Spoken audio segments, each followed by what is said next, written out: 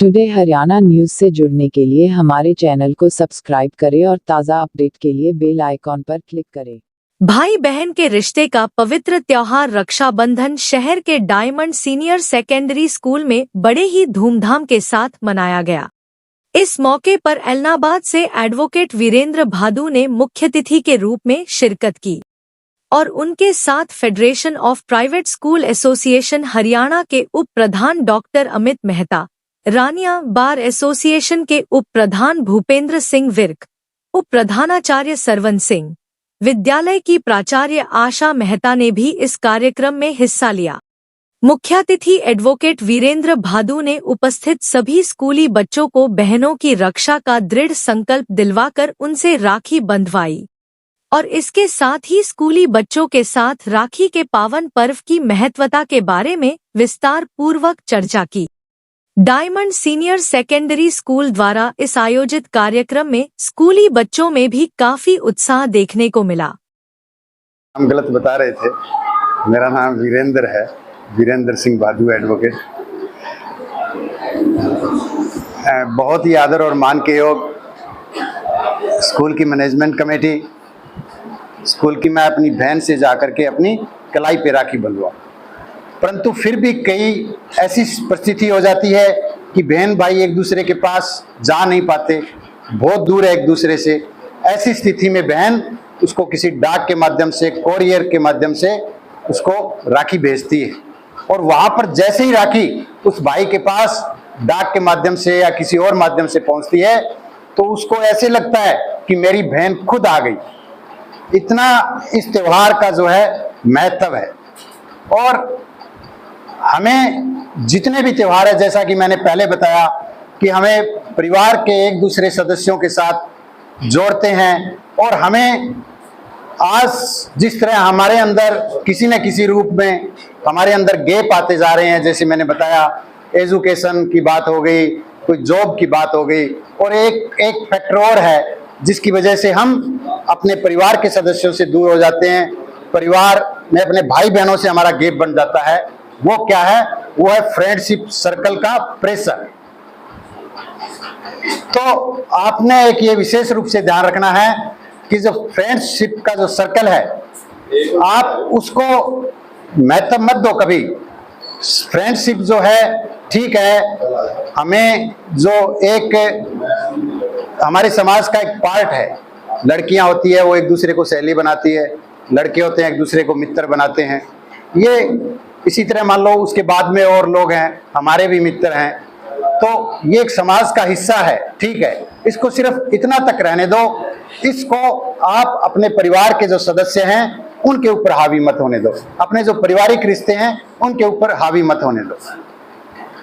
क्योंकि हमें यदि सबसे ज्यादा कोई देता है, वैसे हमें कोई एक नाम लेना पड़ेगा, वैसे तो प्रकृति है जो हमें सदैव देती है, चाहे हमें कोई खाने की चीज़ें हैं, इवन हमारे जो वस्त्र हैं ये भी हमारी प्रकृति देती है।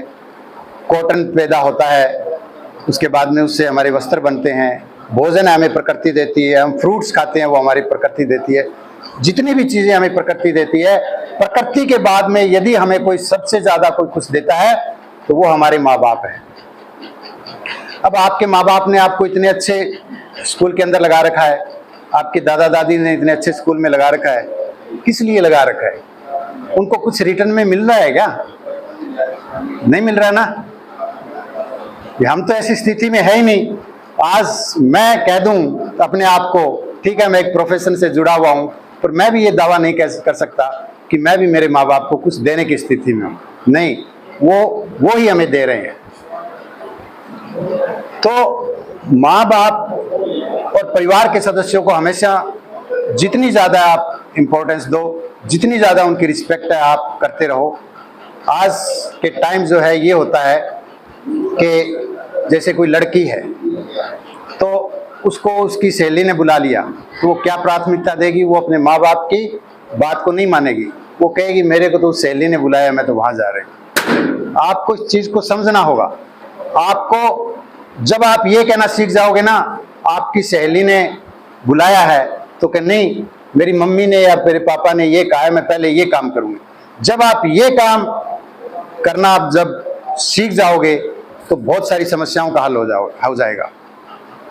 और आपको माँ बाप जो भी इस सारे सिस्टम में यदि आपका सबसे ज्यादा कोई बड़ा हितैषी है तो वो सिर्फ और सिर्फ आपके माँ बाप हैं, जिनको आपसे कोई स्वार्थ नहीं है और आपका हर तरह से वो हित चाहते हैं। फिर भी हर तरह से वो चाहते हैं आपको अच्छा भोजन मिले, अच्छे कपड़े मिले, अच्छी शिक्षा मिले, और आप जो है वो भूखे रहते हैं आपको, और आपको पढ़ाते हैं कि ये जो है स्थापित हो, इनका भविष्य सुखमय हो, हम कोई बात नहीं दुखी रह लेंगे। तो अब यदि वो आपको कोई बात कहे तो आपने उनकी बात को हमेशा फॉलो करना है। अब कई बार ऐसे लगता है कि ये तो गलत कह रहे हैं, मेरे को उससे मिलने से क्यों रोक रहे हैं। आप कभी आर्गू मत करना, आपकी बहुत सारी समस्याएं हल हो जाएगी। आप जब उसके बाद में जब सोचोगे आने वाले टाइम में तो आप देखोगे भी उस दिन मुझे कहा इससे नहीं मिलना तो मैं नहीं मिली, तो मुझे ये फायदा हुआ है। बहुत सारी चीजें हैं वो आपको नहीं समझा सकते, फिर भी जो आप ज्यादा से ज्यादा उनके साथ बहस मत करो, वार्ता करो, समझने की कोशिश करो, खुद को समझाओ। और जितने भी रिश्ते हैं आप अल्टीमेटली जो व्यक्ति के साथ यदि कोई खड़ा रह सकता है तो उसका परिवार का सदस्य या अपना ही खड़ा रह सकता है, कोई दूसरा खड़ा नहीं रह सकता। अब मैं आपको एक छोटी सी बात बताता हूं। एक गांव के पुराने जमाने में पानी लाने के साधन जो है इस तरह के कुएं ही होते थे। तो अब उस कुएं में एक रस्सी बंधी हुई थी कुएं के ऊपर, और उस रस्सी के साथ एक बाल्टी बंधी हुई थी। अब एक महिला पानी लेने के लिए गई तो उसने उस रस्सी को उस बाल्टी के साथ कुएं के अंदर डाला, बाल्टी को डाला उस रस्सी के साथ। तो अब उसने जब रस्सी वापस खींची तो वो बाल्टी साथ नहीं आई। तो उसने गांव के लोगों को जाके बताया, दूसरी बाल्टी लेके आए वो। तो अब उसके बाद में उन्होंने उस रस्सी को उसके बाद में वो बाल्टी भी कुएं के अंदर रह गई। इतने में गांव के अंदर ये अफवाह फैल गई कि इस कुएं के अंदर तो भूत आ गया है, कोई इस कुएं के अंदर तो भूत है, कोई भी इसके अंदर बाल्टी डालो वो बाल्टी भूत जो है कुएं के अंदर ही रख लेता है। अब किसी की हिम्मत नहीं थी, जब भूत शब्द आ गया तो कि जा करके उस कुएं के अंदर देखे। अब उस कुआं बहुत गहरा था, अंदर अंधेरा था, दिखता नहीं था। तो इस कुएं के अंदर उतर के कौन देखे। अब एक व्यक्ति तैयार हुआ तो उसने गांव वालों के साथ शर्त रख दी कि मेरी बहन फलां गांव में रहती है, आप उसको लेके आओ पहले, फिर मैं इस कुएं के अंदर उतर जाऊंगा। अब गांव के लोग हैरान हुए, भी तू तेरी बहन को किस लिए बुला रहा है। तो गांव में अब भूत का माहौल था, अब कुएं के अंदर उतर के देखना भी था। तो गांव वाले उसकी वो शर्त भी मान गए, उसकी बहन को ले आए, आगे ये बता कि अब आप जो लोग रस्सी पकड़ोगे मैं उतरूंगा, तो आप में जो है एक जो रस्सी जो है सबसे पहले ये मेरी बहन पकड़ेगी, फिर मैं कुएं के अंदर उतरूंगा। सबसे पहले बहन ने पकड़ लिया रस्सी को, पीछे बाकी लोगों ने पकड़ लिया, वो कुएं के अंदर उतर गया। अब कुएं के अंदर उतरा तो उसने देखा कुएं के अंदर एक बंदर का बच्चा था, वैसे कुएं के अंदर गिर गया। अब वो बंदर शरारती होते हैं स्वभाव से, वो जैसे कोई बाल्टी डुबोता था उसके अंदर रस्सी से, तो वो अंदर वो रस्सी उसको खोल देता था। अब बंदर भी बाहर आने के लिए तड़प रहा था। अब बंदर भी इतना गहरा कुआं था, वो ऊपर वापस कैसे आए। तो जैसे ही वो व्यक्ति अंदर गया तो वो बंदर झट से कूद के उसके कंधे पे आ गया। तो अब उसके कंधे पे आ गया, वो सारा सीन अंदर समझ गया भी ये अंदर बाल्टियां कैसे रह रही है। तो वो रस्सी पकड़ के ऊपर चढ़ने लगा और बंदर उसके कंधे पर बैठा था। अब जैसे थोड़ी दूरी पे रहे तो वो बंदर कूदकर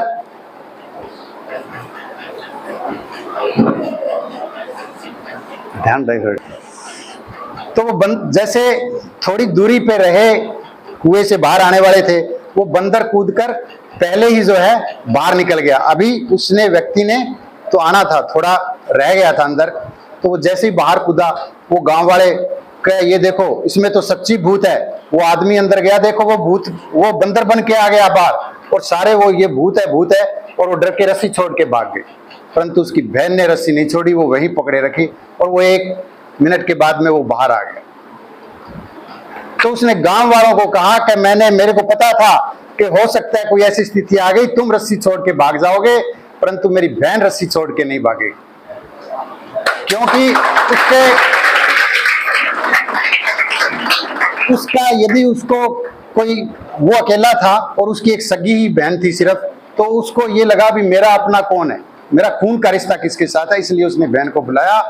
तो आपको सारी दुनिया आपको मुसीबत में छोड़ के जा सकती है, परंतु आपके परिवार के लोग, आपके भाई बहन आपको छोड़ के नहीं जा सकते।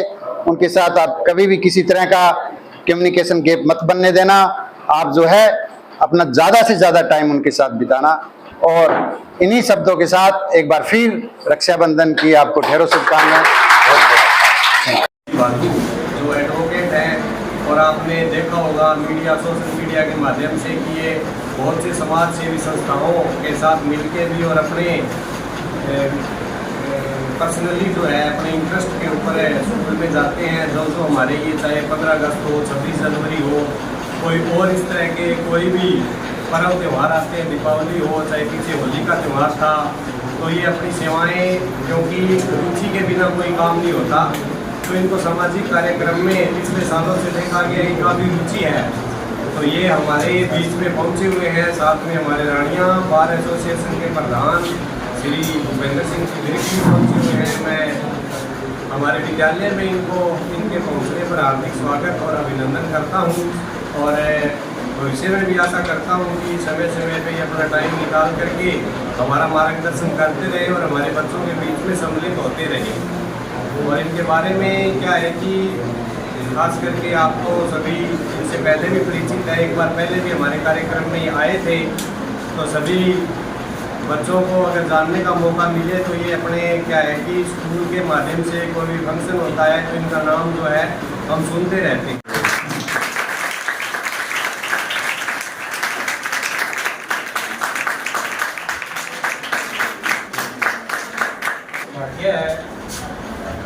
एलनाबाद से जो रमेश जी बाबू जो एडवोकेट, सीनियर एडवोकेट हैं, वो हमारे स्कूल में पधारे हुए हैं। मैं स्कूल की पूरी टीम की तरफ से इनका हार्दिक अभिनंदन स्वागत करता हूं और बच्चों से अनुरोध करता हूं कि क्लैपिंग के साथ